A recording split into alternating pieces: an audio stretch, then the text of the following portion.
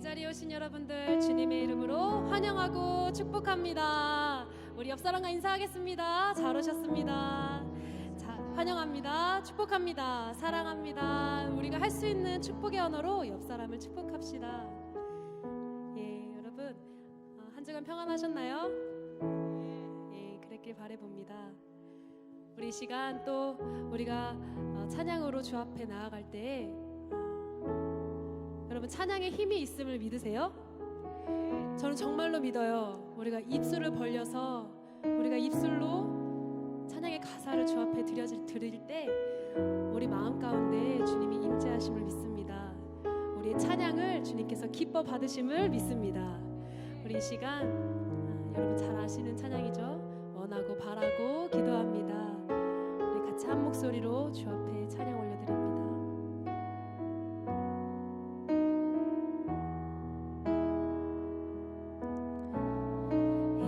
세상을 살아가는 동안에 나의 힘을 의지할 수 없으니 기도하고 낙심하지 말 것을 주께서 참 소망이 되시리라. 하나님의 꿈이 나의 비전이 되고 예수님의 성품이 나의 인격이 되고 성령님의 권능이 나의 능력이 되길 원하고 바라고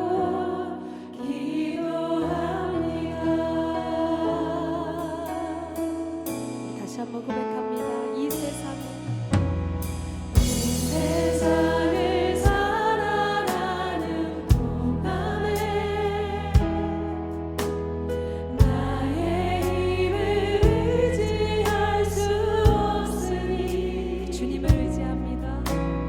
기도하고 낙심하지 말 것을 주께서 참 소망이 되시. 우리 다시 한번 고백합니다. 이 세상을 살아가는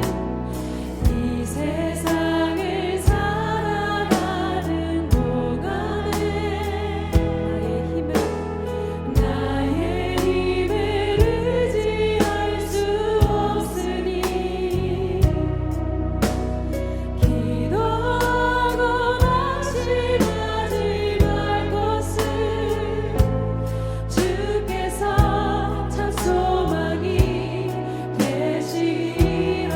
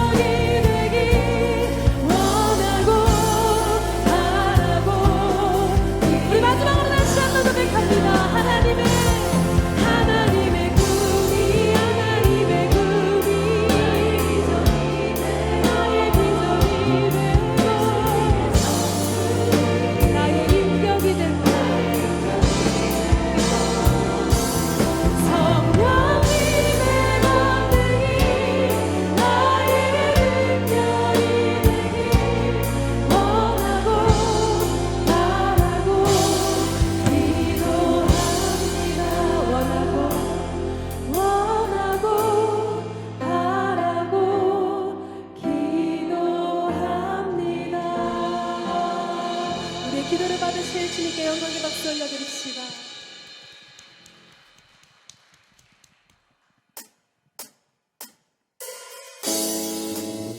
우리 방금 고백했죠? 우리 세상을 의지하지 않고 우리 주님만을 의지하며 나아갑니다. 우리가 늘 의지하는 주님을 찬양하며 우리 시간 박수로 찬양하며 나아갑시다. 내가 늘 의지하는 예수, 나의 상처 입은 심령을 불쌍하게 여기사 위로하여 주시니 미쁘신 나의 좋은 친구.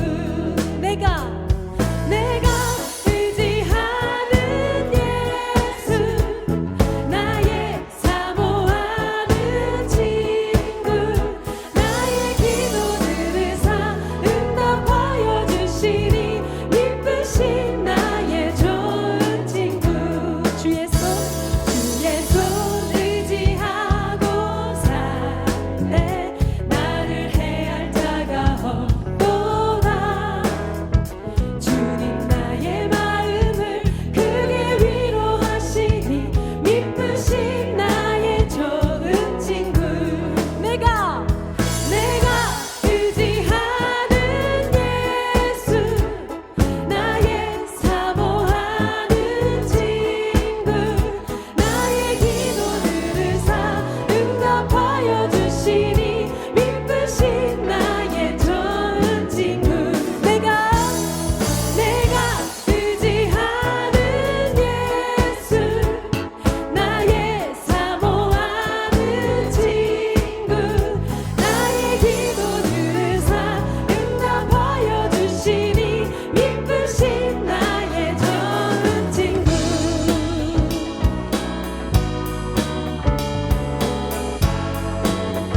3절 가사로 고백합니다. 내가 요단강 건너가며 마음이 두려워서 떨 때도 주가 인도하시니 어찌 두려워하랴. 미쁘신 나의 좋은 이후 천국에 올라가서 모든 성도들과 다 함께 우리들을 구하신 주를 찬양하리라. 미쁘신 나의 좋은. 우리 한 목소리로 찬양합시다. 내가 의지하는 예수, 나의 사모하는 친구, 나의 기도 들으사 응답하여 주시니 미쁘신 나의 좋은 친구. 내가 의지하는 예수, 나의 사모하는 친구, 나의 기도 들으사 응답하여 주시니 미쁘신 나의 좋은 친구. 우리 아끼고 주님께 영광 돌립니다.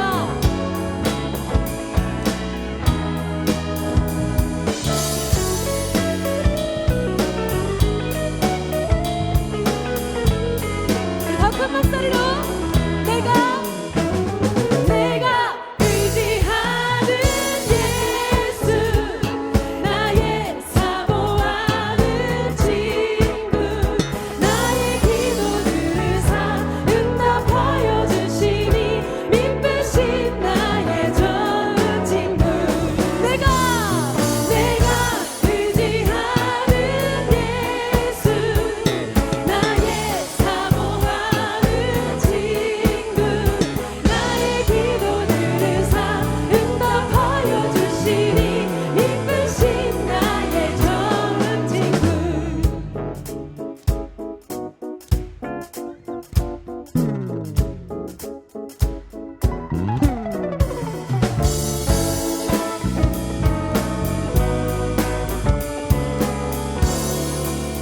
우리 좋은 친구 대신 우리 주님께 영광의 박수 올려드립시다. 할렐루야.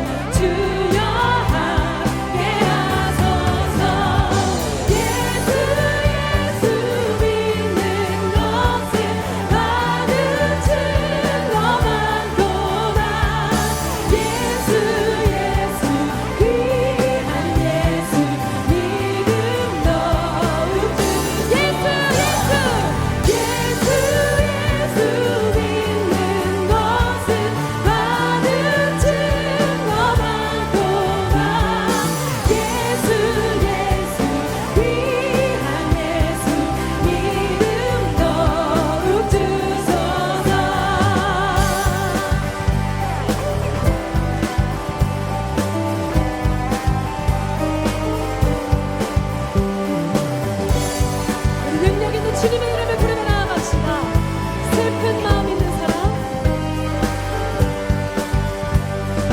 슬픈 마음 있는 사람, 예수 이름 믿으며 영원토록 변함없는 기쁜 마음. 다시 한번 고백합니다. 슬픈 마음 있는 사람, 주 예수 이름 부르며 예수 이름 믿으며 영원토록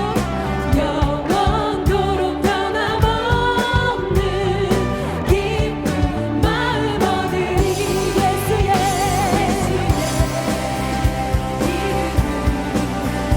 세상의 소망이여, 예수의 이름은 전국의 기쁨일세. 거룩하신 주의 이름 너의 방패 삼아라. 환난 시험 당할 때 주께 기도드려라. 주께 기도드려라. 예수의 이름은 세상의 소망이요, 예수의 이름은 전국의 기쁨일세. 존귀하신 주의 이름, 우리 기쁨 되도다.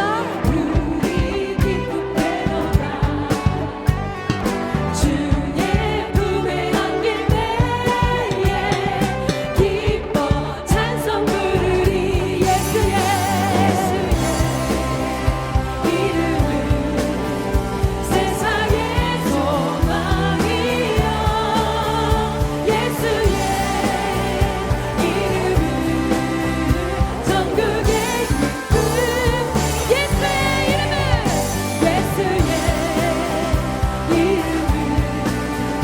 세상의 소망이여, 예수의 이름은 전국의 기쁨일세. 우리 박수로 찬양합니다. 우리 갈 길 나간 후에 보좌 앞에 나가 왕의 왕께 경배하며 멸류관을 드리리. 우리 갈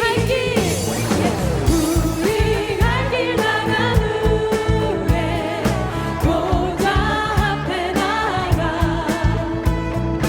왕의 왕께 경배하며 멸류관을 드리리. 예수의 이름은 세상의 소망이여, 예수의 이름은 전국의 기쁨. 예수의 이름은 세상의 소망이여, 예수의 이름은 전국의 기쁨이.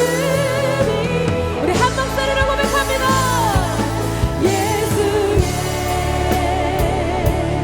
이름은 세상의 소망이여,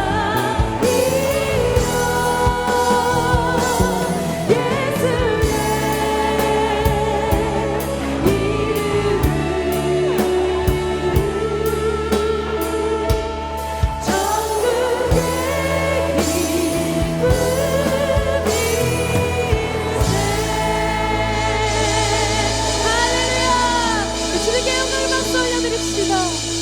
우리 소망 되신 주님 찬양합니다.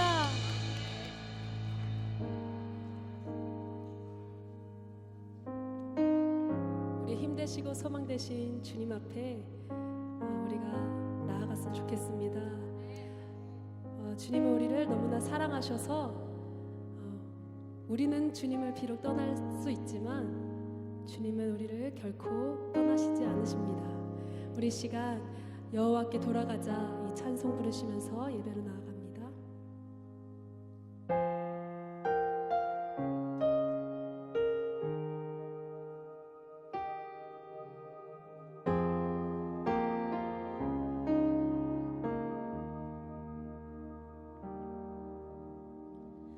내 백성이 나를 떠나 돌아서지만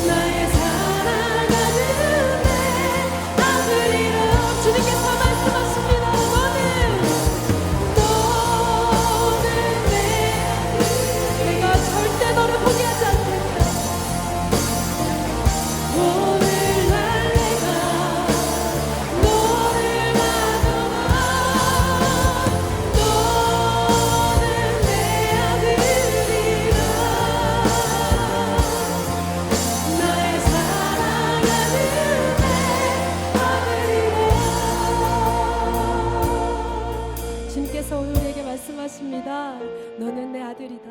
너는 내 딸이다. 그래서 주님은 절대 우리를 포기하지 않으십니다. 우리가 주님께 돌아오기를 기다리고 계십니다. 우리 시간 혹시나 나의 마음이 주님을 조금 떠나 있다면 이 시간 주님께 다시 돌아가기를 결단하길 바랍니다. 우리 시간 주여 한번 부르짖고 예배를 위해서 기도하며 나아갑시다. 주여, 주님, 우리 아버지 되신 주님, 우리가 돌아오기만을 기다리고 계신 주님, 이 시간 우리가 결단하며 나아가오니 주님, 우리의 찬양과 예배를 받아주시옵소서. 아버지, 주님께 돌아갑니다. 주님께 다시 한번 돌아갑니다.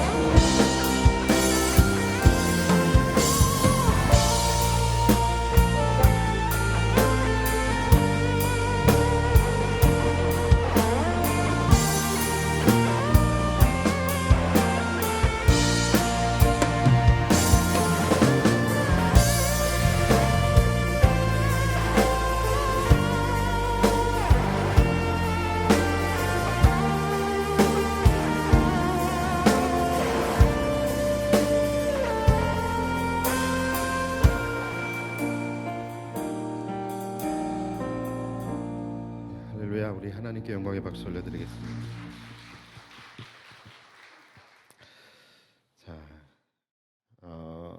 우리가 이제 오늘 지난주에 모세의 첫 번째 실수에 대해서 우리가 함께 말씀을 나누었습니다. 모세의 첫 번째 실수가 뭐였죠? 바로 교만이었습니다.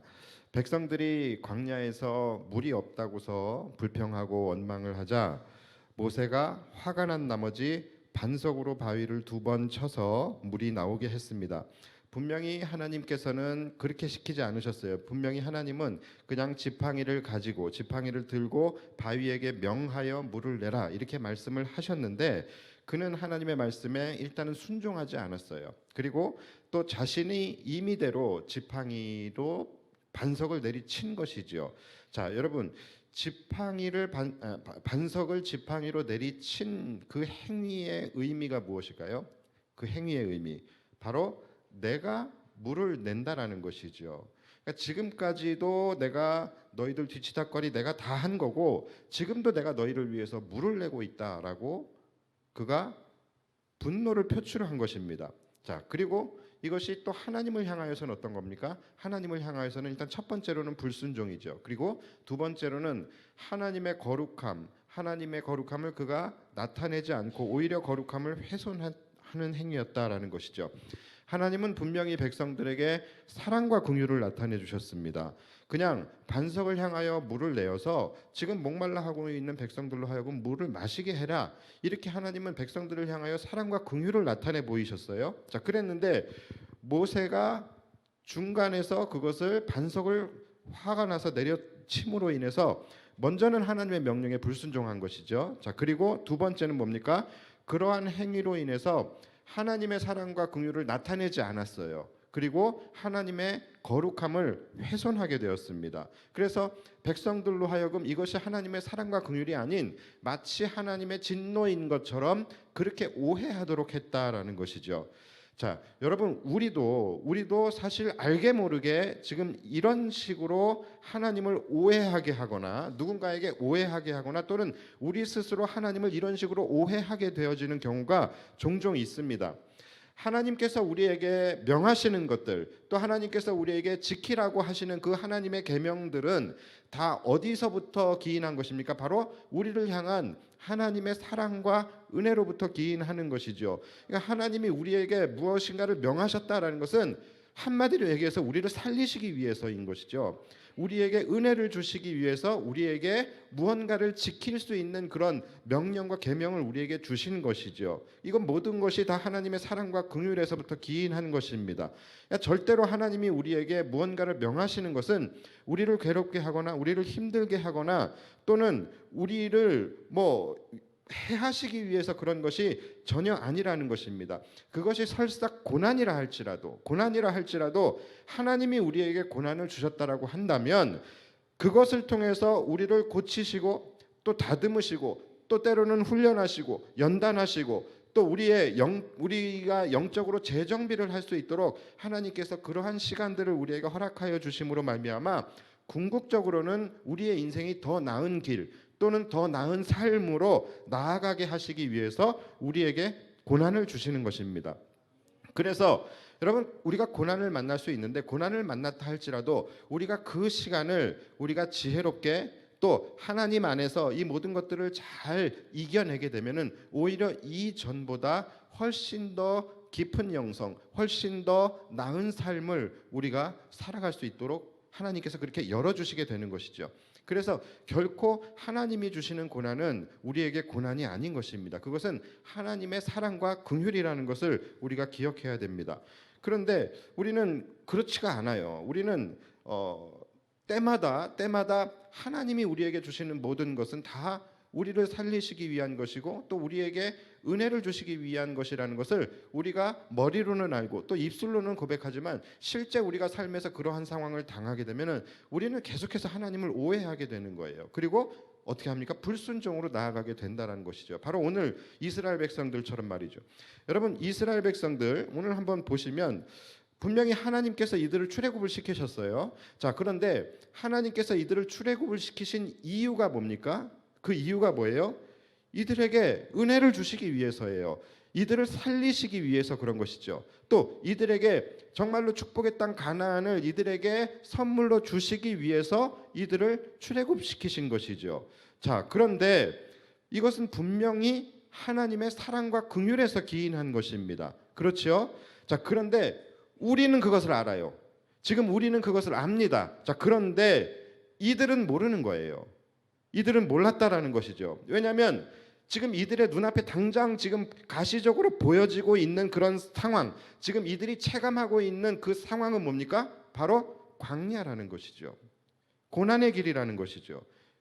자, 여러분, 이것이 그대로 우리에게 적용이 되는 것입니다.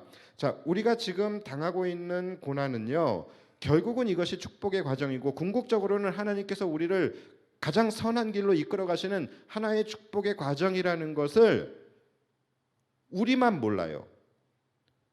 다 알아요. 천국의 천사들도 알고 모세도 알고 베드로도 알고 심지어 오늘 이 모르는 이스라엘 백성들조차도 지금은 천국에서 그걸 다 알아요. 그런데 누구만 몰라요? 우리만 모르는 거예요. 왜 그래요? 지금 우리 앞에 가시적으로 보여지는 모든 것들, 지금 우리가 삶에서 체감되어지는 모든 것들이 바로 광야의 삶이고 고난의 길이기 때문에 그런 것이죠. 그러니까 이스라엘 백성도 똑같이 그러고 있잖아요. 그래서 이들이 계속해서 하는 말이 뭡니까? 도대체 왜 우리를 그 살기 좋은 애굽에서 끌어내 왔냐라는 것이죠.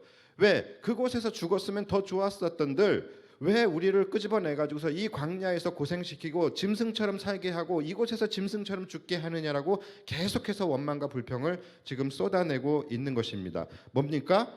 이게 뭐예요? 바로 하나님의 긍휼과 사랑, 하나님의 긍휼과 은혜를 하나님의 저주와 횡포로 바꾸어 버리는 것이죠. 하나님의 구원의 역사를 하나님의 저주의 역사인 것처럼 바꿔 버리는 거예요. 여러분, 이것이 뭐라고요? 바로 하나님의 거룩을 훼손하는 행위다라는 것입니다. 하나님이 우리에게 주시는 것은 악한 것이 없습니다. 다 선한 것입니다. 그분의 사랑과 긍휼의 은혜, 거기서부터 기인한 거예요. 우리가 그것을 믿는다고는 하지만 실제적으로는 우리가 그것을 믿지 못하고 삶에서 어떠한 상황들을 만날 때마다 우리는 불평과 불만을 하면서 하나님을 원망하게 되는 것이죠. 이것은 하나님의 사랑과 긍휼인데 우리는 그것을 마치 전능자의 횡포, 전능자의 저주, 전능자의 심판, 징계 이런 것으로 우리가 생각을 하면서 하나님의 그 거룩함을, 하나님의 사랑을 우리는 훼손하게 된다는 것이죠. 여러분, 이러한 부분들이 굉장히 조심해야 될 부분입니다. 앞으로도 우리가 살아가면서 우리에게 일어나는 어떤 일에 대해서 우리가 함부로 판단해서는 안 되는 거예요. 이것은 분명히 하나님의 은혜와 긍휼에 기인된 것인데 이것이 마치 하나님이 나에게 고난을 주신 것처럼 또는 나의 어떤 죄로 인해서 하나님이 나에게 심판을 내리시는 것처럼 그렇게 우리는 판단하게 되어지는 경우들이 종종 있다라는 거예요. 특히 내가 아니라 다른 사람의 고난에 대해서는 여러분들이 더더욱 조심하셔야 되는 것입니다. 왜 하나님이 저 사람에게 저런 심판을 내리셨지? 저 사람이 무슨 죄가 있길래 저런 일을 겪게 되는 것인가? 여러분, 이렇게 생각하시면 안 되는 거예요. 그것은 우리가 그 말 한다라는 것 자체가 뭡니까? 그것이 바로 하나님의 사랑과 긍휼을 훼손하는 것이죠. 실제로는 그게 아닐 수 있는 거예요. 실제로는 그분보다 그분을 더 하나님이 더 사랑하셔서 더 하나님께서 은혜의 길로 이끌기 위해서 지금 어떠한 연단의 과정을 거치게 하시는 것일 수도 있는 거예요. 그래서 우리는 함부로 판단해서는 안 되는 것입니다. 하나님이 하시는 일에 대해서는 우리가 함부로 판단해서는 절대로 안 되는 거예요. 혹시라도 그렇게 됐을 때에 우리는 하나님의 계획, 하나님의 선하심, 하나님의 사랑과 긍휼, 이 모든 것들을 우리가 훼손하게 될 수 있다는 것이죠. 그래서 우리가 날마다 조심해야 될 부분이 이 부분이라는 거예요. 자, 그러면 오늘 본문 12절을 보시면 하나님께서 모세의 죄명을 이제 말씀을 해주십니다. 자, 뭐라고 말씀을 하시냐면 12절 보시면 여호와께서 모세와 아론에게 이르시되 너희가 나를 믿지 아니하고 이스라엘 자손의 목전에서 내 거룩함을 나타내지 아니한 고로. 자, 두 가지의 죄명이 나왔습니다. 첫 번째가 뭐죠? 나를 믿지 않았다. 다시 말해서 믿음 없음입니다. 자, 그리고 두 번째 죄명이 뭡니까? 내 거룩함을 나타내지 않았다. 다시 말해서 내 거룩함을 훼손했다라는 것입니다. 자, 여러분 어떠세요? 조금 죄명이 과한 것 같죠? 그렇죠? 왜냐하면 모세는 사실 모세가 한 것은 그냥 지팡이로 2번 내려친 것밖에 없어요. 그렇죠? 자, 그런데 그냥 지팡이로 2번 내리쳤을 뿐인데 그것이 왜 하나님을 믿지 않는 믿음 없음이 되는 것이고 그것이 왜 하나님의 거룩함을 훼손하기까지 한 일이냐라는 것이죠. 모세는 반석을 명하여 물을 내라라고 하시는 그 하나님의 말씀을 순종하지 않았던 것이죠. 그렇죠? 순종하지 않았던 것이지 그가 하나님을 믿지 않은 것이 아니에요. 더더군다나 하나님의 거룩함을 훼손한 것도 아닙니다. 자, 그런데 모세의 죄명은 뭡니까? 믿음 없음과 하나님의 거룩함을 훼손했다라는 거예요. 근데 우리가 볼 때는 모세의 죄명은 뭐예요? 그냥 불순종이에요. 불순종. 그렇죠? 자, 이게 납득이 잘 안 되는데 왜 하나님은 불순종을 믿음 없음으로 규정을 하신 것일까요? 자, 그 이유는 여러분들이 잘 들으셔야 되는데 순종하지 않는 것이 바로 믿음 없음이기 때문에 그래요. 잘 들을 필요도 없죠. 그렇죠? 제가 괜히 어그로를 끈 것 같은데 왜 하나님이 불순종한 모세에게 믿음 없음이라는 죄명을 이렇게 판결을 하셨냐? 그 이유는 불순종이 바로 믿음 없음이기 때문이다라는 거예요. 여러분 우리가 민수기 13장과 14장을 지나오면서 우리가 다 배웠어요. 자, 하나님은 분명히 이스라엘 백성들에게 굉장히 친절하게 가나안까지 도달하게 하시고 또 가나안이라는 밥상을 예쁘게 차려 주셨어요. 그리고 다 차려 주신 다음에 이제 너희 올라와서 먹어라 이렇게 말씀을 하셨어요. 그냥 올라가서 먹으면 되는 거예요. 자, 그런데 이들이 어떻게 했습니까? 가기 전에 12명의 정탐꾼들의 부정적인 보고를 들었어요. 그렇죠? 그리고 그들의 보고를 듣는 바람에 백성들이 올라가지 않아요. 불순종을 해버립니다. 그리고서 더 나아가서 하나님을 원망하면서 밤새도록 통곡을 하죠. 왜 우리를 애굽에서 건져내었느냐? 왜 우리를 광야에서 죽게 했느냐? 이러면서 원망하고 통곡을 하게 됩니다. 자, 여러분 이들의 죄명이 뭡니까? 이들의 죄명이 뭐예요? 이들이 뭘 잘못한 거예요? 바로 불순종이죠. 그렇죠? 하나님이 올라가라고 하셨는데 이들이 올라가지 않았잖아요. 이것은 명령 불이행이에요.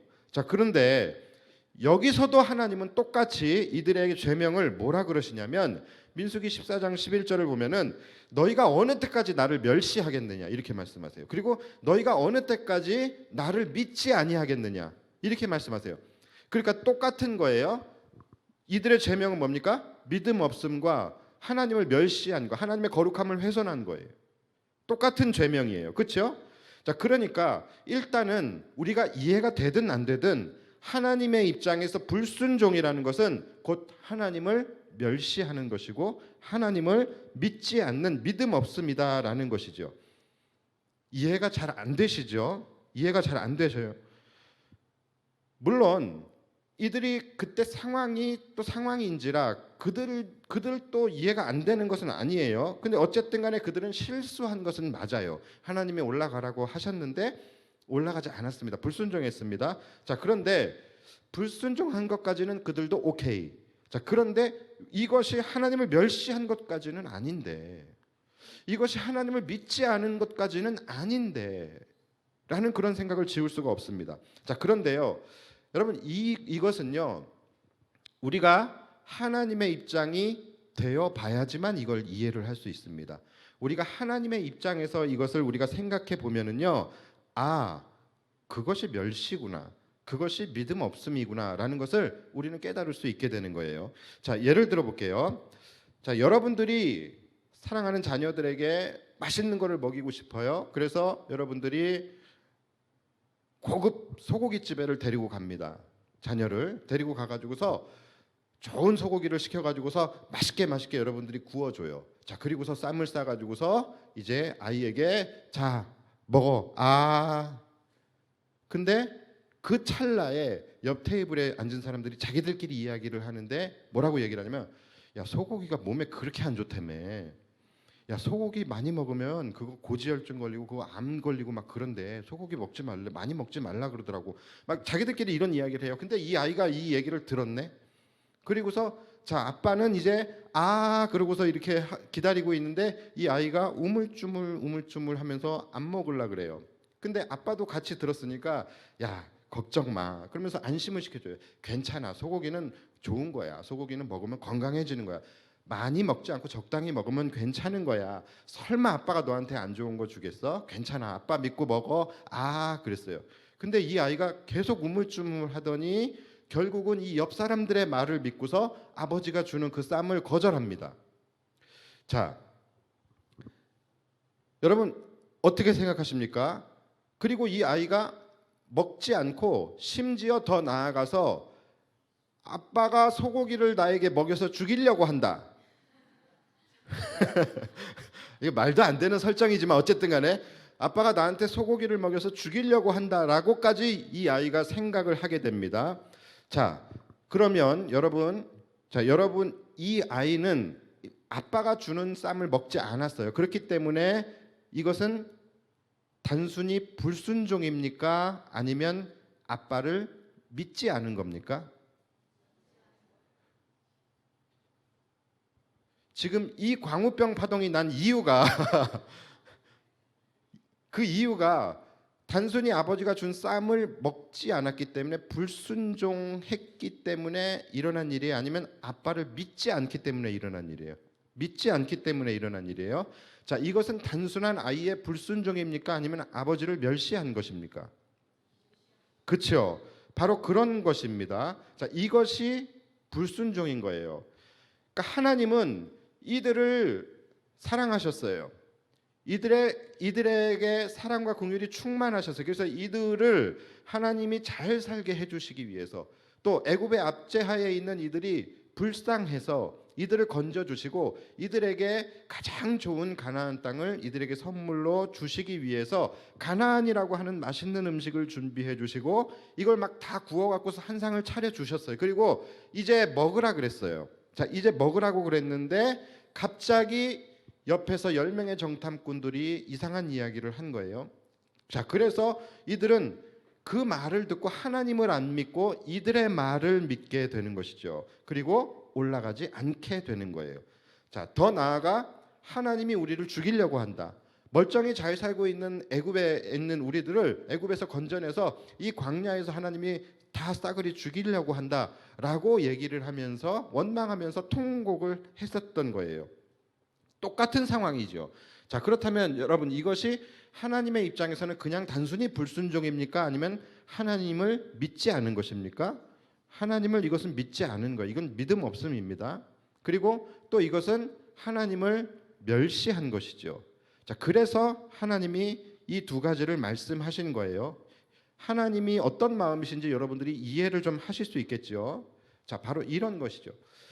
며칠 전에 그 우리 아이들에게 티셔츠 하나씩 사주려고서 가든파이브를 갔었는데 이제 우리 에스더가 그 크록스 신발을 사고 싶대요. 그래서 근데 이게 그 플리마켓에서 이 크록스 신발 위에다 다는 그 배지 같은 거 그걸 뭐 지비츠라고 하더라고요. 근데 이 지비츠를 샀나 봐요. 크록스도 없는데.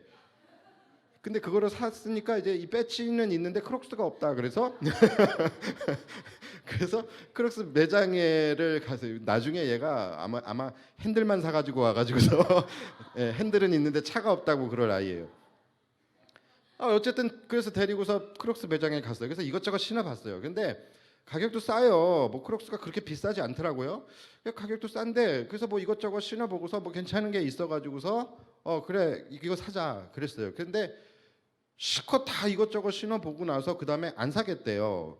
그래서 왜 안 사냐 그랬더니 오늘 티셔츠 사러 왔는데 티셔츠도 사고 크록스도 사면 돈이 너무 많이 나간다는 거예요. 그래서 야 사줄게 그냥 사 그랬더니 안 산대요. 그래서 아니 티셔츠도 사주고 크록스도 사줄게 사 그랬는데 끝까지 안 산다 그러더라고요. 왜 티셔츠도 사고 크록스도 사면 돈이 많이 나간다는 거예요. 그러니까 점원들이 뭐 어떻게 생각하겠어요? 저 아버지는 도대체 얼마를 벌길래 애가 저렇게 걱정을 하나? 아니 티셔츠 조각 하나랑 크록스 하나 그거 하루에 당일에 2개 동시에 다 못 사? 그러니까 제가 그 하나님이 왜 화가 나셨는지를 하나님이 왜 화가 나셨는지를 제가 충분히 그거를 깨달을 수 있겠더라고요. 사준다는데도 아니 그러니까 여러분 이게 뭐예요 도대체 어떻게 해석을 해야 되는 거예요? 결국은 안 샀어요. 씻고 넷이서 우르르 들어가서 거기서 그 눈물 없이 볼 수 없는 그 심파극을 찍고서 우르르 나왔다니까요. 이런 거예요, 여러분. 불순종이라는 것은 뭐예요? 믿음이 없기 때문에 그런 거예요. 제가 서두에서 말씀드렸잖아요.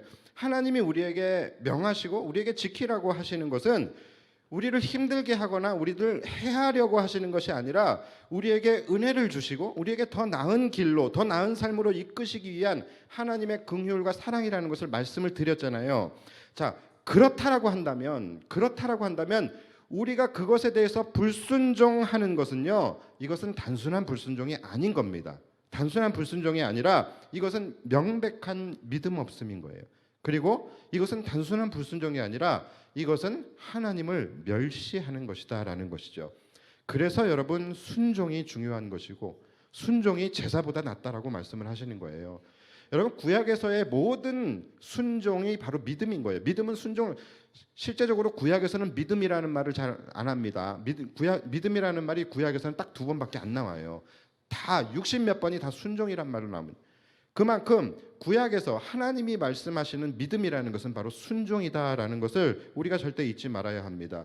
그런데 우리는 이 믿음과 순종을 항상 별개로 생각을 해요.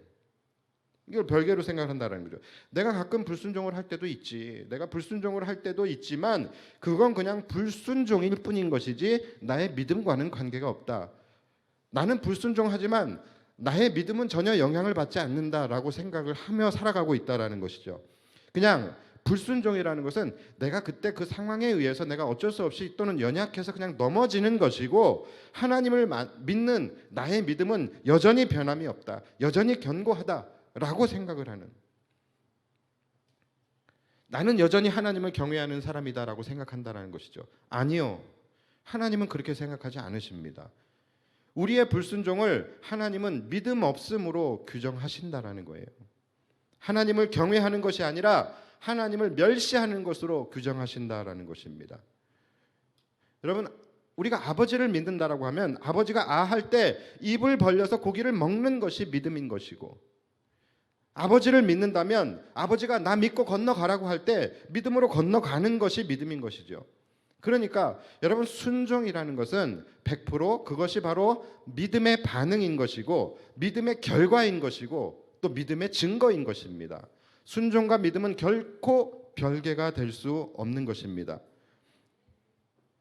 자, 그러니까 여러분 이거를 우리가 항상 별개로 생각을 하는 절대로 그렇게 하시면 안 돼요. 하나님께서 불순종을 믿음 없음이라고 규정을 하셨다라고 한다면 분명히 그렇게 하셨다라고 한다면 이것을 거꾸로 돌리면 뭐예요? 하나님은 순종을 믿음이라고 규정하신다라는 거예요. 그러니까 여러분들이 항상 순종.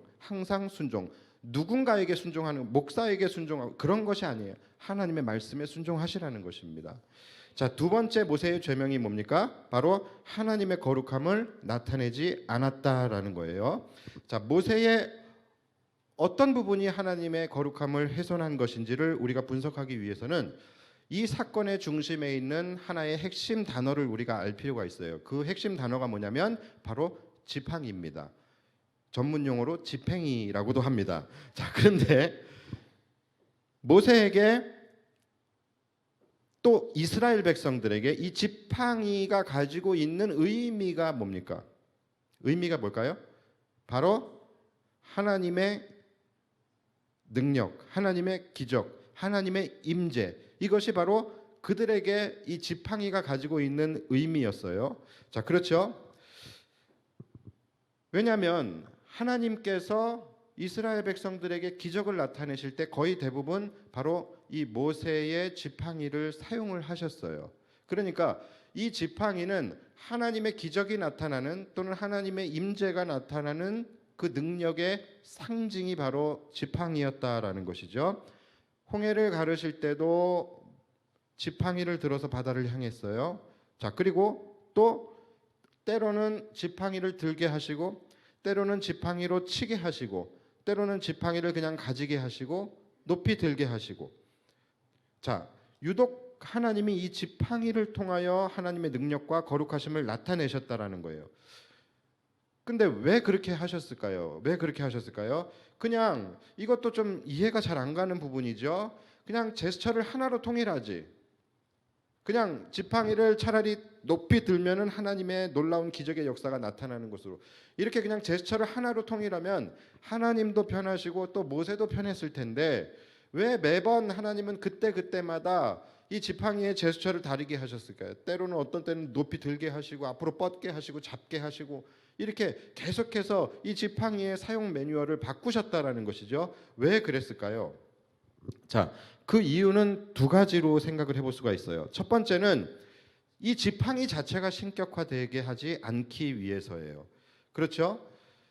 사람들이 만약에 이것이 통일되었다라고 한다면 사람들이 지팡이를 높이 들리워질 때마다 놀라운 기적과 능력이 나타나게 된다고 한다면 당연히 그 지팡이에게 어떤 영험한 능력이 있다라고 생각할 수 있겠죠. 그리고 더 나아가서 그 지팡이를 소유한 모세가 사람들에 의해서 신격화되어질 가능성이 충분히 있겠죠. 그렇죠?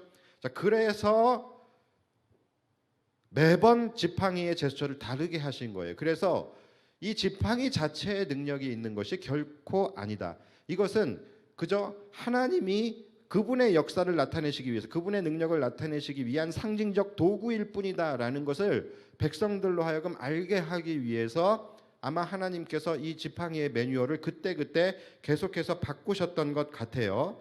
자, 또 두 번째 이유는 뭐냐면 바로 그 지팡이의 주인인 모세가 교만해지지 않게 하기 위해서입니다. 자, 여러분, 모세라는 사람은요, 까딱 잘못하면은 교만해지기 굉장히 쉬운 위치에 있는 사람이에요. 그렇죠? 그는 수십 년 동안 민족의 지도자의 자리에서 단 한 번도 내려온 적이 없어요. 그러니까 우리들 같았으면 벌써 교만해졌을 거예요. 그리고 또 하나님께서 이스라엘 백성들을 구원하시기 위한 하나님의 놀라운 기적의 역사를 나타내실 때마다 반드시 모세를 통하여서 그것을 나타내셨습니다. 그러니까 여러분, 모세라는 사람은요, 교만할 수밖에 없어요. 사람들이 일단 모세를 인정해주고 또 모세를 통하여 기적의 역사가 나타날 때마다 사람들은 모세를 두려워하며 그를 우러러봤습니다. 자, 그러니까 모세는 자칫 잘못하면 그것이 자신의 능력이라고 착각하게 될 수 있습니다. 그리고 그가 교만해지지 않는 것이 훨씬 더 어려울 만큼 그의 삶의 환경 자체가 교만할 수밖에 없는 환경이에요. 자, 그렇기 때문에 모세가 교만해지려고 할 때마다 그를 교만하지 못하게 하는 장치가 있었는데 그 장치가 바로 지팡이예요. 왜냐하면 모세가 그 지팡이를 사실은 가지고만 있었을 뿐이지 매번 매번 사용 매뉴얼이 달랐기 때문에 모세가 임의로 그것을 가지고서 어떤 지팡이의 능력을 나타내지 못했다라는 것이죠. 그때마다 분명히 지팡이의 이 매뉴얼이 달랐어요. 마치 우리가 은행에서 OTP 할 때 매번 시리얼 넘버가 바뀌는 것처럼 하나님이 계속해서 다른 지령을 내려주셨어요. 그래서 그가 임의적으로 스스로 자기 지팡이를 가지고 어떤 능력을 나타낼 수가 없었다라는 것이죠. 자, 그렇기 때문에 그는 이 지팡이라는 것이 자신에게 부어진 능력이다라는 것을 능력이 아니다라는 것을 그는 그 누구보다 잘 알고 있었다라는 것이죠. 그렇기 때문에 모세는 자기 손에 들려진 그 지팡이를 보면서 볼 때마다 하나님을 떠올릴 수밖에 없는 거예요. 이 지팡이는 하나님의 능력으로부터 부어지게 되는 것이다라는 것을 그는 그때마다 그것을 인정할 수밖에 없고 매번 그것을 느꼈기 때문에 그는 그 지팡이를 보면서 이것이 자신의 능력이라고 생각하기보다는 하나님의 능력임을, 자신의 지팡이는 그저 평범하고 그냥 가치 없는 그냥 일반 지팡이였는데 이것을 하나님께서 이 도구를 사용하실 때마다 그 하나님의 능력이 나타났다라는 것을 그는 누구보다도 잘 알고 있었던 사람이라는 것이죠. 그래서 그는 철저하게 이 지팡이의 능력이 하나님으로부터 온다라는 것을 인정할 수밖에 없고, 또 그렇기 때문에 그는 이 지팡이를 볼 때마다 하나님 앞에서 겸손할 수밖에 없었던 것이죠. 그래서 이 지팡이가 모세에게는 어떤 의미였냐? 바로 하나님을 떠올리게 하고 더 겸손할 수밖에 없게 하는, 그리고 더 하나님을 바라보고 의지할 수밖에 없는 모세의 예배적 장치가 바로 이 모세의 지팡이였다라는 것입니다. 자, 그만큼 여러분 이 모세의 지팡이란 그의 능력의 도구예요. 그의 능력의 도구임과 동시에 그가 교만하지 않고 그가 언제나 하나님을 경외하며 의지할 수 있게 하는 예배적 장치가 되었었다라는 것입니다. 자, 그렇다면 여러분 이 시점에서 우리도 한번 이 지팡이라는 것에 대해서 한번 생각을 해볼 필요가 있다라는 거예요. 자, 과연 나에게는 이 모세의 지팡이와 같은 지팡이가 나에게는 지금 존재하고 있는가? 지금 내 손에 들려진 하나님의 지팡이가 나에게 지금 존재하는가? 여러분 이 부분을 생각을 해봐야 된다라는 것입니다. 때로는 내 삶에서 능력의 도구가 되기도 해요. 그러나 또 한편으로 때로는 이것이 나의 교만을 억제하고 내가 이것을 볼 때마다 내가 하나님을 떠올리게 하고 더 하나님 앞에서 나를 겸손해지게 하고 더 하나님을 의지하게 하는 예배적 장치가 되어지고 있는 그 존재가 내 삶에 무엇이 있는가? 다시 말해서 그 모세의 지팡이가 내 손에도 들려져 있는가? 이것을 한번 여러분 생각해 보셔야 된다라는 거예요. 우리가 모세가 아닌데, 우리가 모세같이 그런 위대한 지도자가 아닌데 우리에게 무슨 지팡이가 있을 리가 있겠습니까? 여러분 그렇지 않습니다. 우리에게도 분명히 하나님이 주시는 그 지팡이가 들려질 수 있고, 또 우리가 하나님의 백성이라고 한다면 우리에게도 반드시 들려져야 되는 지팡이가 바로 이 모세의 지팡이예요. 그래서 우리의 삶 속에서도 언제나 하나님의 능력이 나타나게 되는 그 도구, 그 통로가 되어질 수 있는 그 존재가 있어야 하고, 또 그것을 통해서 우리가 하나님을 경외하게 되고 내가 겸손해지고 더 하나님을 예배할 수 있게 되어지는 그 예배적 장치가 반드시 우리 안에도 있어야 된다라는 거예요. 여러분 그것이 있으십니까? 있으세요? 모세의 지팡이도요, 그 지팡이 자체는 별거 아니었어요. 그냥 어찌 보면은 아주 그냥 뭐 싸구려 그냥 평범한 지팡이였을 거예요. 그 지팡이가 뭐 에르메스 거였겠어요. 그냥 평범한 지팡이입니다. 자, 그런데 그거를 하나님께서 쓰시고자 할 때에 모세가 그것을 온전히 내어 드렸어요. 자, 그랬을 때에 그것이 하나님이 쓰시는 하나님의 지팡이가 되었을 때 그 평범한 지팡이가 하나님의 능력과 기적이 나타나는 지팡이로 바뀌어졌다라는 것이죠. 여러분 이 원리는 모세에게만 적용되는 것이 아닙니다. 우리에게도 적용되는 거예요. 우리가 가지고 있는 그 어떤 것, 이것이 뭐 물리적인 그 어떤 것이 아니라 우리가 가지고 있는 우리의 성품이 될 수도 있고, 무엇이 되었든지 간에 하나님께서 우리의 무언가를 사용하시고자 할 때에, 그때에 우리가 하나님께 순종함으로 그것을 온전히 내어드렸을 때에 그것이 바로 하나님이 사용하시는 도구가 되면서 그때부터 그것이 하나님의 능력이 나타나고 하나님의 기적의 역사가 나타나는 하나님의 지팡이가 되는 것이죠. 자, 여러분 이것이 여러분들에게 있냐라는 거예요. 있다라고 한다면 여러분들의 삶에서도 그러한 하나님의 능력이 나타나야 할 것이고 또 그렇다라고 한다면 여러분들이 그것을 통하여서 날마다 하나님을 떠올리게 되고 날마다 이것이 하나님의 은혜임을 하나님이 하셨음을 우리가 고백하면서 하나님을 예배할 수밖에 없는 예배적 장치가 되었을 거예요. 자, 그것이 여러분들에게 있느냐라는 것입니다. 이것을 우리는 한번 생각을 해봐야 되는 거예요. 하나님은 우리의 연약함을 들어서 강하게 하시는 분이십니다. 여러분 이것은 꼭 기억을 하셔야 돼요. 중요한 것은 하나님이 나의 그 연약함을 쓰시고자 할 때에 그것을 우리가 순종함으로 온전히 내어드리는 것이 중요한 거예요. 그래서 나의 약함이 하나님의 손에 붙들리게 될 때에 나의 약함이 강함이 되는 것이고 나의 모자람이 하나님의 능력과 기적이 일어나게 되어지는 도구가 되어지는 것입니다. 자, 그런데 이상하죠? 왜 하나님은 나의 약함을 이용하실까요? 왜 하나님은 나의 약함을 이용하실까요? 이왕이면 나에게 강한 부분도 있고, 그렇죠? 어찌 보면 나에게 어떤 좀 능력이라고 생각되어지는 그런 부분도 있잖아요. 그 부분을 이용하시면 오히려 그것과 하나님의 능력이 더해져서 훨씬 더 시너지를 일으킬 수 있을 텐데, 더 강력한 힘을 나타낼 수 있을 텐데 왜 하나님은 나의 약함을 이용하실까요? 나의 강함이 아니라 왜 그런 것일까요? 여러분 그 이유가 바로 하나님이 모세의 지팡이를 사용하신 이유인 거예요. 그래야지만 오직 하나님의 능력만이 나타나게 되기 때문이에요. 나의 연약함을 통해서 일하셔야지만, 그래야 그것이 바로 우리를 교만하지 못하게 하는 것입니다. 그래야지만 우리가 그것을 보면서 하나님이 일하셨음을 고백할 수밖에 없고, 그렇기 때문에 우리가 하나님을 더욱더 경외하며 의지하게 되는 예배적 장치가 될 수 있는 것입니다. 만약에 하나님께서 나의 강함을 들어서 사용하셨다라고 한다면 하나님께서 역사하셨어도 우리는 어떻게 생각합니까? 이것이 나의 능력으로 나의 힘으로 되어지는 것이다라고 착각하게 될 수 있습니다. 이것이 하나님께 영광 올려드려지는 것이 아니라 그래서 오히려 내가 더 교만해질 수가 있는 거예요. 그렇기 때문에 하나님은 나의 가장 연약한 부분을 사용하시려고 하는 거예요. 자, 그럴 때에 우리가 하나님께 그것을 온전히 순종함으로 내어드리는 것이 중요한 거예요. 왜요?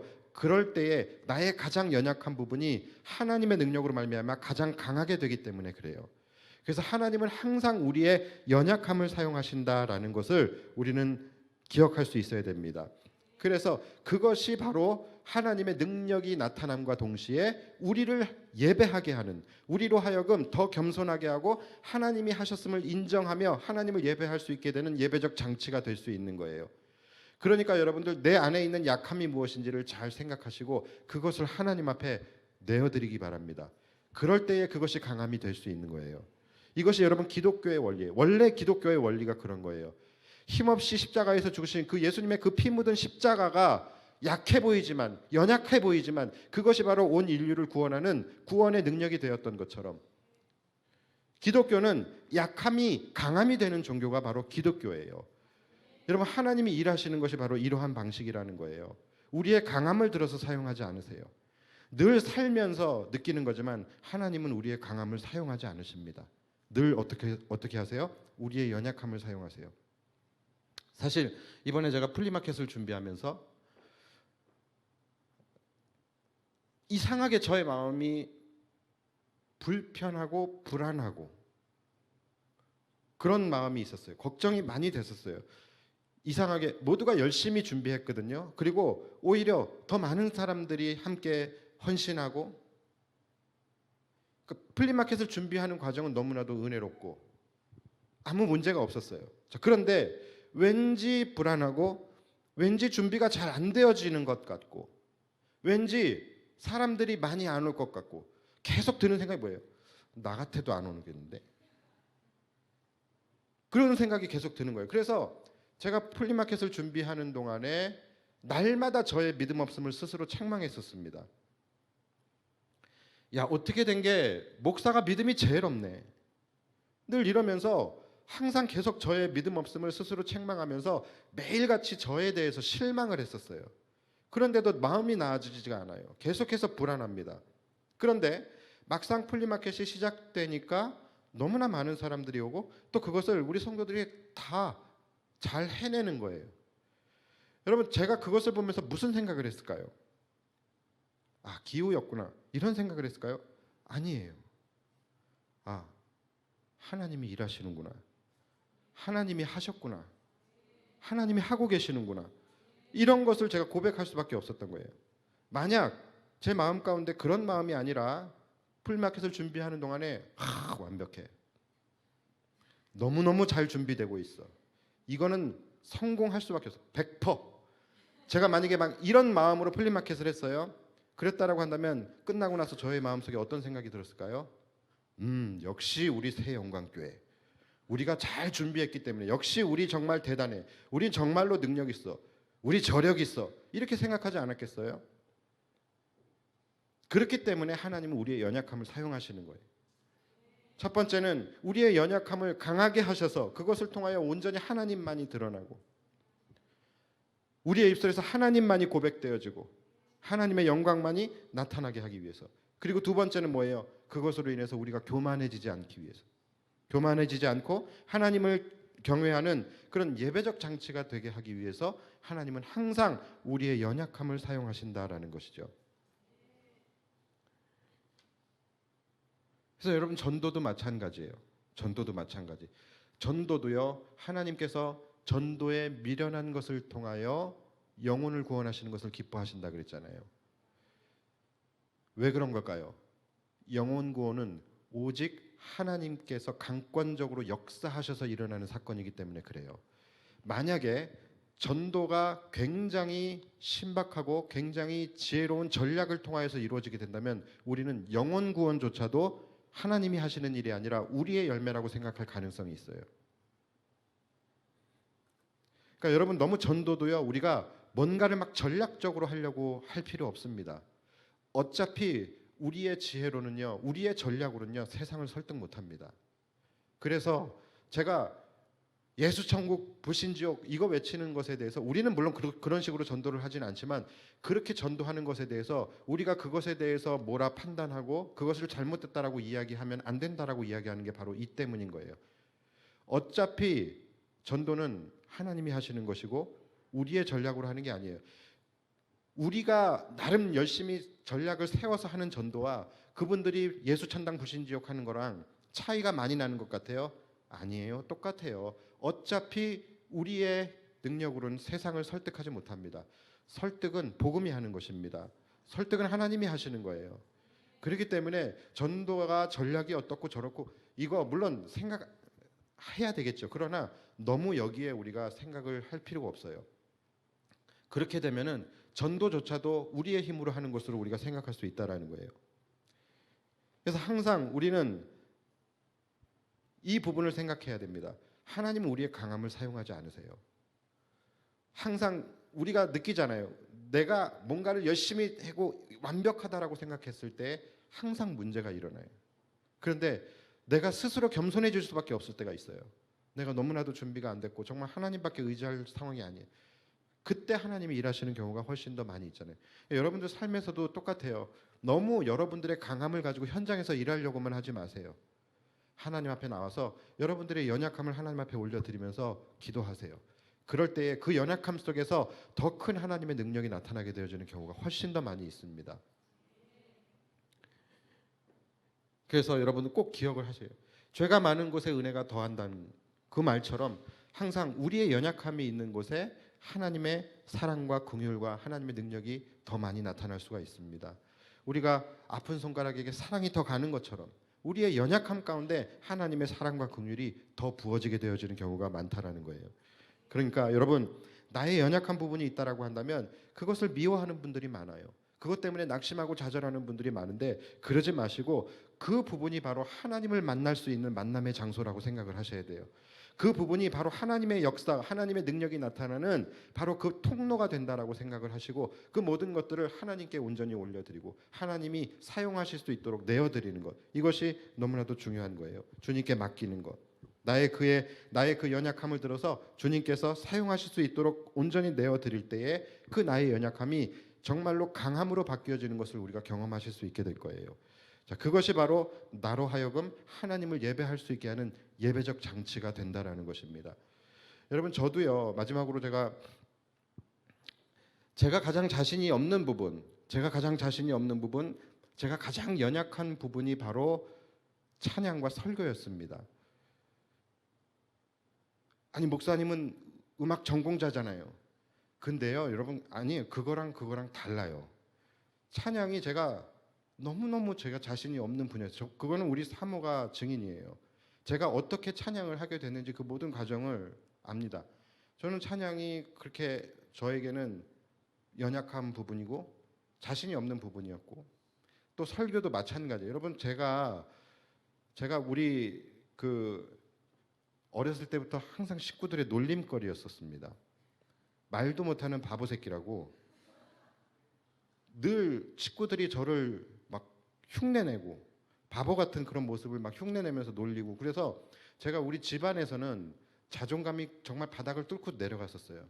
그만큼 저는 그런데 제가 설교를 한다고요? 강단에 서서 설교를 한다고요? 이거는 말도 안 되는 일이에요. 정말로. 그런데 물론 지금도 어려운 것은 마찬가지예요. 그런데 저의 가장 연약한 이 부분을 하나님께서 사용하신다고 했을 때, 그 부르심에 제가 순종했을 때, 그래도 지금도 물론 어렵긴 하지만 그래도 어느 정도는 목회를 할 수 있을 정도는 하나님이 그래도 하게 하시고, 그런 것을 보면은 제가 느끼기엔 이것은 하나님의 일하심이라고밖에 볼 수가 없는 거예요. 제가 여러분들에게 몇 번 말씀을 드렸을 거예요. 여러분들은 모르실 거예요. 그러나 저는 압니다. 저는 목회가 누구의 힘으로 하는 건지 저는 압니다라는 말을 제가 여러분들에게 몇 번 드렸을 거예요. 바로 이것 때문에 그래요. 하나님이 저의 연약한 부분을 사용하시기 때문에. 그래서 여러분, 저에게 지팡이는 바로 목회입니다. 아무 자격도 없는, 아무 쓸모도 없는, 정말로 연약한 저를 사용하셔서 목회하게 하시는, 그래서 저는 목회를 할 때마다 하나님을 고백할 수밖에 없어요. 저는 목회를 할 때마다 하나님을 의지할 수밖에 없는 그 예배적 장치가 저에게는 바로 목회예요. 여러분들에게도 이러한 지팡이가 무엇인지를 깨닫게 되어지고 고백되어지기를 원합니다. 여러분의 연약함이 바로 주님이 사용하시는 바로 거룩한 지팡이가 되어서 여러분들의 삶에서 하나님의 능력이 나타나기도 하고, 또 여러분들로 하여금 하나님을 기억하게 하고 하나님을 겸손히 의지하고 예배할 수 있는 예배적 장치가 되어질 수 있게 되기를 주님의 이름으로 축원합니다. 자, 이 시간 우리 함께 찬양할 때요, 우리 기독교의 원리, 하나님이 일하시는 방법, 바로 약할 때 강함되게 하시는 것, 우리 약할 때 강함되신 애를 함께 찬양합니다. 그렇기 때문에 여러분, 우리 그리스도인들에게는 약함이 결코 약함이 아니라는 거예요. 바로 하나님을 만나는 그 만남의 장소가 바로 우리의 연약함입니다. 그리고 또 하나님의 능력이 부어지는 거룩한 통로가 바로 우리의 연약함이에요. 여러분, 이것을 우리가 기억하시며 하나님의 통로를 향하여 우리의 약함을 온전히 내어드릴 때에 그 약함을 통해서 주님께서 강하심을 나타낼 수 있도록 우리가 그것을 함께 소원하며 약할 때 강함 되시게 하는 그 주님을 우리가 함께 찬양하며 나아갔으면 좋겠습니다. 우리 함께 찬양합시다. 약할 때 강함 되시네, 나의 보배가 되신 주 나의 모든 것.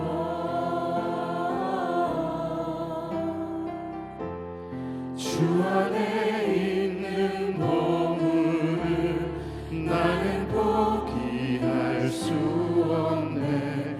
주 나의 우리 다시 한번 찬양합시다. 약할 때 강함 되시네,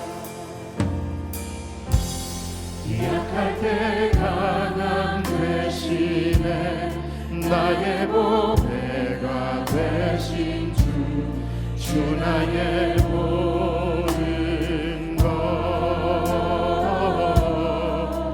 안에 있는 보물을 주 안에 있는 그렇습니다. 나는 포기할 수 없습니다. 나는 포기할 수 없네. 주 나의 모든 것. 예수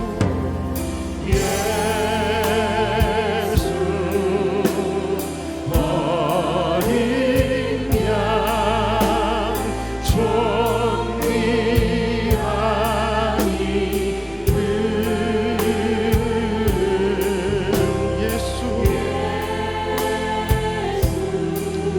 존귀하신 주님의 이름을 찬양합니다. 존귀한 이름. 십자가 죄사하셨네. 십자가 죄사하셨네. 주님의 이름 찬양해. 주 나의 모든 것. 쓰러진 나를 세우고 쓰러진 나를 세우고 나의 빈잔을 채우네. 주 나의 다시 한번 나의 약함을 강함으로 바꾸시는 주님을 찬양합시다. 십자가 죄사하셨네. 십자가 제사하셨네. 주님의 이름 찬양해. 주 나의 모든 그렇습니다. 약하여 쓰러진 나를 일으켜 세워주시고 쓰러진 나를 세우고 나의 빈잔을 채우네. 주 나의 모든 것. 예수 어린 양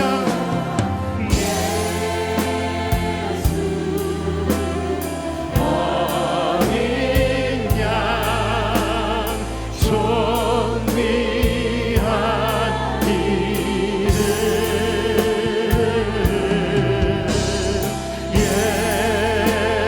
예수 어린 양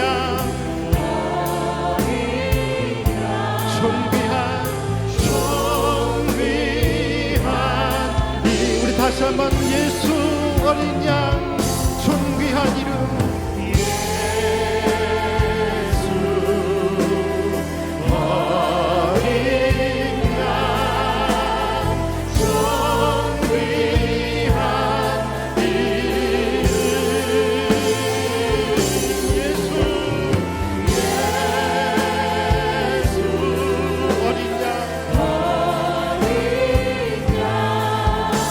우리 목소리 높여서 다시 한번 약할 때 강함 주신 주님을 찬양합니다.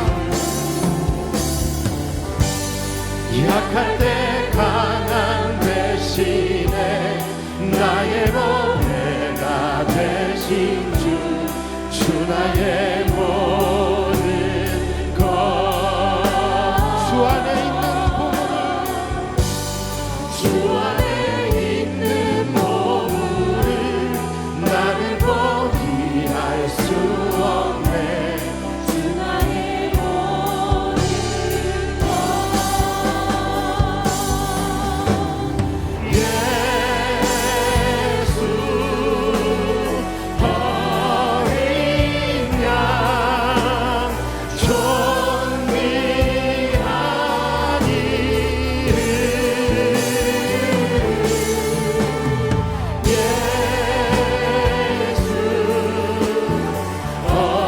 어린 양 이름.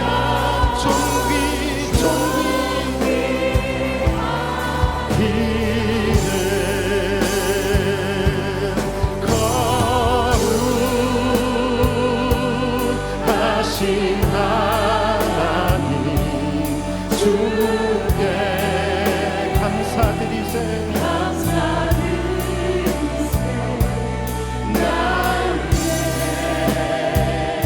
이 땅에 오신 독생자 예수 나의 마음과 뜻 다 주님을 사랑합니다. 사랑합니다.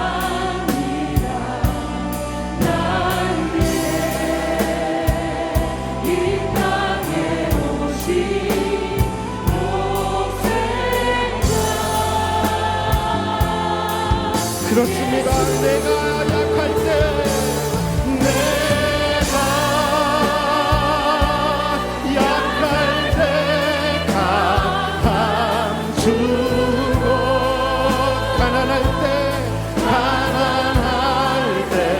우리를 부욕해 하신 나의 주 감사. 내가 약할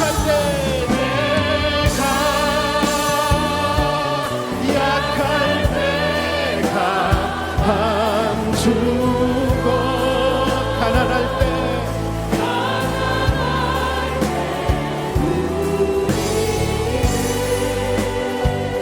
부욕해 하신 우리 다시 한번 고백합시다. 내가 약할 때 강함이 되시는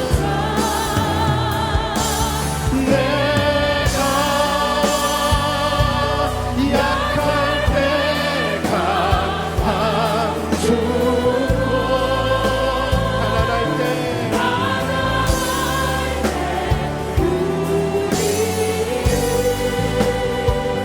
부욕해 하신 나의 주